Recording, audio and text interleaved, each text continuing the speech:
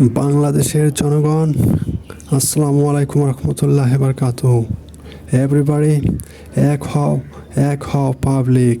বিএনপির হাটাও গুন্ডা বাহিনীকে। মাই এভরি ফ্রেন্ড, বাংলার সেনা, এক হও লাভিং ইউ নাও।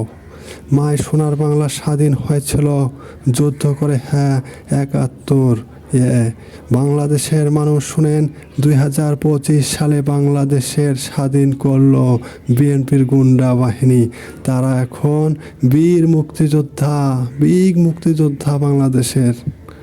আর দুঃখের বিষয় লাগে, মুক্তিযোদ্ধা এখন থাকে কারাগারে বন্দী। শাহজাহান খান বড় ভাই, তবুও সে হাসে, বলে ছোট ভাই ১৯৭১ সালে আমাকে এভাবেই পাকিস্তানিরা আমাকে কতবার ধরে নিয়ে যে নির্যাতিত করেছিল, কিন্তু আমার সহযোদ্ধারা আমাকে সেখান থেকে ছাড়িয়ে নিয়ে এসেছে, মুক্ত করে নিয়ে এসেছে।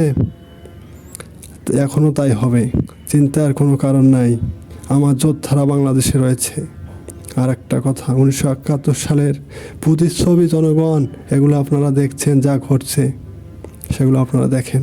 ১৯৭১ সালে এগুলো কাহিনী বানাচ্ছে এরা, শয়তান চক্রান্ত বাহিনীরা ছিল। যেরকম ১৯৭১ সালে বিভিন্ন চক্রান্ত করে মানুষকে বিভ্রান্ত করতো গুন্ডা বাহিনীরা, যেরকম করতো সেরকমও চালু হয়ে গেছে এই বাংলাদেশে। ১৯৭১ সালের খান বাহিনী এখনকার হলো পুলিশ বাহিনী।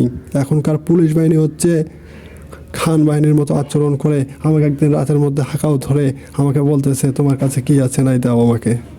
হাঁকাও বিভিন্ন ধরনের চক্রান্ত করে আমার মোবাইলটাকে ছিনিয়ে নেবে, খাবে, বিভিন্ন ধরনের চক্রান্ত করে আমাকে হাঁকাও ন্যাংটা করতেছে, করতেছে ও করতেছে করে তারা এই মোবাইলটা নেওয়ার চক্রান্ত করতেছে।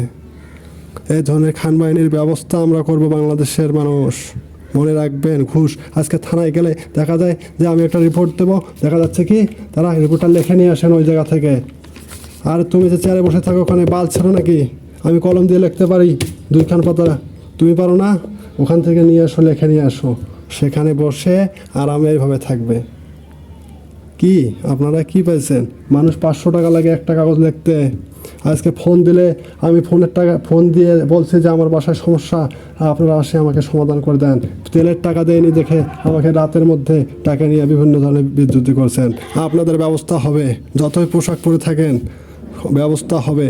পোশাকের মূল্য আপনারা জানেন না, আমরা দেখাই দেবো আপনাদেরকে। মনে রাখবেন, আপনারা হলেন এই বাংলাদেশের খান বাহিনী ২৫ সালের মুক্তিযোদ্ধা জেলে থাকে।